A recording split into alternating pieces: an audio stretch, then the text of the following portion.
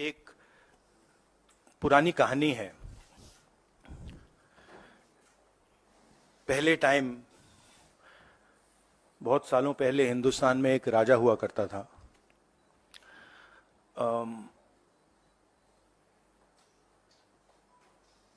उसके खिलाफ सारे लोग खड़े हो गए थे। पूरी जनता,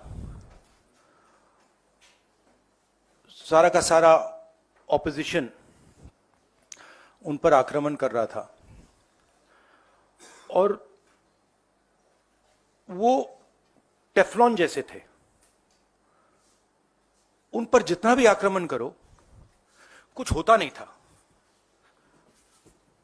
तो थोड़े साल बाद जो ऑपोजिशन के लोग थे जो उसको रेजिस्ट कर रहे थे, वो बाहर एक ऋषि बैठा रहता था, उसके पास गए। उसने कहा कि बताइए, हमें बात समझ नहीं आ रही है। हम इस राजा पर 24 घंटा आक्रमण करते हैं, जनता इसके खिलाफ है, कुछ होता ही नहीं है। जितना हम इस पे आक्रमण करते हैं ऐसा लगता है कि हम गलत जगह तीर मार रहे हैं। तो ऋषि ने कहा, वो काफी नॉलेजेबल था, तो उसने कहा देखिए, एक्चुअली बात क्या है, ये जो राजा है इसकी आत्मा इसके अंदर नहीं है। इसकी आत्मा वहां पे पीछे एक छोटा सा घर है, वहां पे एक पिंजड़े में एक तोता बैठा है। इसकी जो आत्मा है ना, वो उस तोते के अंदर है। उस तोते को जाके आप पकड़ लीजिए,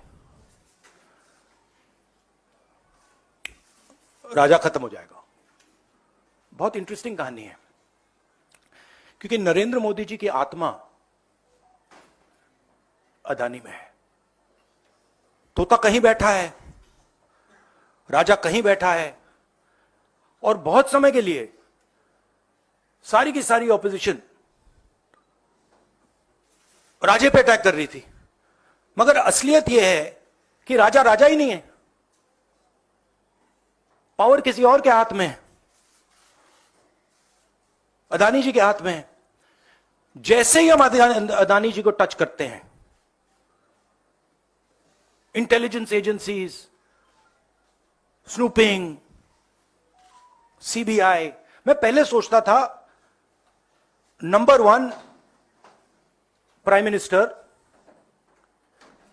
number 2 Adani, number 3 Amit Shah. Actually ये गलत है। Number 1 Adani, number 2 prime minister, number 3 Amit Shah. अभी हिंदुस्तान की पॉलिटिक्स हमें समझ आ गई है, और अदानी जी बच के नहीं निकल सकते, क्योंकि अदानी जी को हमने ऐसे घेरा है, तोते को हमने ऐसा पकड़ा है कि वो बच के नहीं निकल सकता है। और इसीलिए सारा का सारा हो रहा है डिस्ट्रैक्शन पॉलिटिक्स, कि देश की निगाह, ऑपोजिशन की निगाह